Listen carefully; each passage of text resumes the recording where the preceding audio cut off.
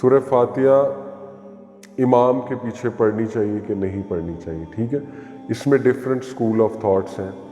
امام ابو حنیفہ کے نزدیک، یعنی ان کے اسٹوڈنٹس کے نزدیک بیسیکلی امام ابو یوسف جو حنفی اسکول آف تھاٹ ہے، وہ کہتے ہیں کہ جو ہر نماز جو آپ امام کے پیچھے پڑھیں گے آپ کو ضرورت نہیں سورہ فاتحہ، چاہے وہ سری ہے یا جہری نماز، یعنی سائلنٹ اور لاؤڈ نمازیں۔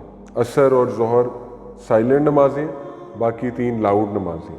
وہ کہتے ہیں کسی بھی نماز میں آپ نہ پڑھو، امام کی ہی سورہ فاتحہ آپ کی سورہ فاتحہ ہے، ٹھیک ہے۔ یہ حنفی اسکول آف تھاٹ ہے۔ باقی امام مالک کا جو اسکول آف تھاٹ ہے وہ یہ ہے کہ لاؤڈ نمازوں میں نہ پڑھیں اور سائلنٹ نمازوں میں پڑھیں، ٹھیک ہے۔ یہ امام مالک کا اسکول آف تھاٹ ہے۔ امام شافعی اور امام احمد بن حنبل دونوں کا اسکول آف تھاٹ ہے کہ پڑھنی ہے، اور کب پڑھنی ہے اصل میں وہ پھر اماموں کی بھی ٹریننگ وہی کرتے ہیں۔ امام شافعی کے اسکول آف تھاٹ میں امام کو چاہیے کہ سورہ فاتحہ بہت ٹھہر ٹھہر کے پڑھے، اور آپ نے جو شافعی امامز ہیں، کبھی آپ عرب کنٹریز میں گئے ہیں تو وہ سورہ فاتحہ اسی طرح پڑھتے ہیں، جیسے الحمدللہ رب العالمین کے بعد وہ سائلنٹ ہو جاتے ہیں 3-4 سیکنڈ کے لیے۔ کیوں؟ کیونکہ ان کا اسکول آف تھاٹ ہے کہ پیچھے والے پڑھ لیں تاکہ ٹکراؤ نہ ہو۔ کیونکہ قرآن میں آتا ہے نا کہ جب قرآن پڑھا جا رہا ہو تو آپ نہ بولو، تو اس حدیث کو لے کے بھی امام ابو حنیفہ اور ان کے اسٹوڈنٹس کہتے ہیں نا کہ سورہ فاتحہ جب پڑھی جا رہی تو آپ پیچھے کیوں ریپیٹ کر رہے ہیں، ٹھیک ہے، ٹکراؤ آ رہا ہے نا قرآن سے۔ تو اس کو خیر امام بخاری نے اس کا جواب دیا ہے۔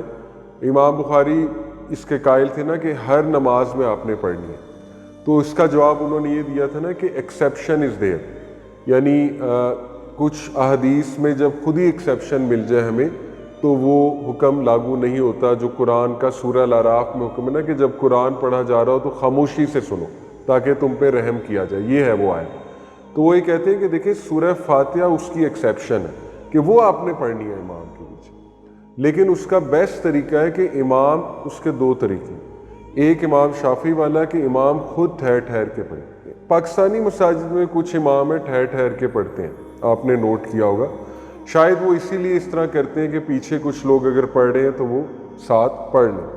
دوسرا طریقہ ہے کہ جب امام پڑھ چکا ہو تو پھر آپ پڑھ لیں۔